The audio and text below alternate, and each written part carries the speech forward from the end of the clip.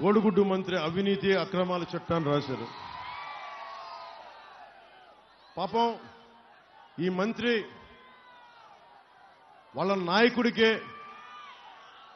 నాయకుడి అవినీతి పరుడు అంటే ఈ కోడిగుడ్డు మంత్రి చేసిన అవినీతికి ఆయనే తట్టుకోలేకపోయాడు. అతను కూడా టికెట్ ఇవ్వలేకపోయాడు. లిస్టు చదవమంటారా? కోడిగుడ్డు మంత్రి చదవ. కొండల్ని కొల్లగొట్టి మట్టి కంకర అమ్మేసుకోవడంలో కోడిగుడ్డు మంత్రి సిద్ధహస్తుడు. మంత్రి ఆయన అనుచరులు రియల్ ఎస్టేట్ వ్యాపారులను బెదిరించి కమిషన్ వసూలు చేయడంలో దిట్ట.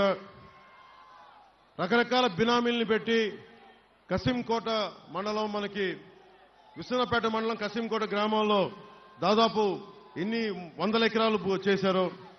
క్వారీల యజమానులు బెదిరించి కమిషన్లు గుంజుకోవడం, రియల్ ఎస్టేట్ వ్యాపారాలతో పాటు ప్రైవేట్ సెటిల్మెంట్లో కూడా ఆరితేరిపోయారు వీళ్ళు.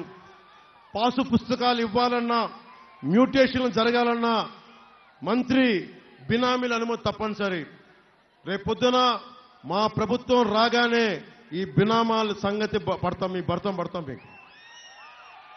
కోవిడ్ సమయంలో రెవెన్యూ దస్త్రాలని తారుమారు చేసి బంజరు భూముల్ని జిరాయితీ భూములుగా చూపించి అమ్మేశారనే ఆరోపణలు ఉన్నాయి. జాతీయ రహదారిని ఆనుకొని ఉన్న గ్రామాల్లో ఇనాం అసైన్ భూములపైన వీళ్ళు దోచేయడానికి సంసిద్ధంగా ఉన్నారు. దోచేశారు కొంత. ముఖ్యంగా జగనన్న కాలనీల కోసం 400 కోట్ల రూపాయల భూముల్ని, మనకి ప్రభుత్వ ధనాన్ని దోచేశారు వీళ్ళు. పిసినికాడలోని 80 ఎకరాల దళితుల భూమిని, ఒకవైపేమో విజయవాడలో 100 అడుగుల పైన అంబేద్కర్ విగ్రహం అని చెప్తారు. ఇక్కడ డాక్టర్ సుధాకర్ని పాపం చంపించేశారు, పిచ్చోడిని చేశారు. ఇంకోవైపేమో పిసినికాడలో 80 ఎకరాల దళితులు ఎస్ఐన్ భూముల్ని ఎకరానికి 60 లక్షలు విలువ చేసే భూమిని మనకి 13 లక్షల చొప్పున బలవంతంగా లాగేసుకున్నారు.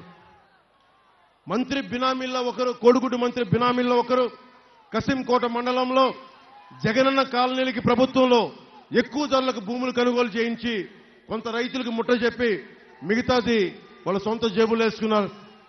మంత్రి బినామీల్లో క్రికెట్ బెట్టింగ్ రాయుళ్లు, మైనింగ్ మాఫియాకి రక్షణ కవచంలో నిలుస్తా ఉన్నారు. మీరు అక్రమ కేసులు పెడతా ఉన్నారు. ప్రభుత్వం రాగానే మీ బినామీలకి, ఈ రౌడిజంకి బలమైన చెక్ పెడతాం.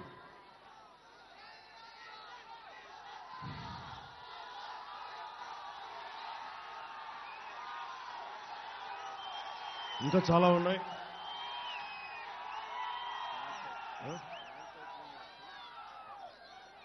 మీరు ఒకసారి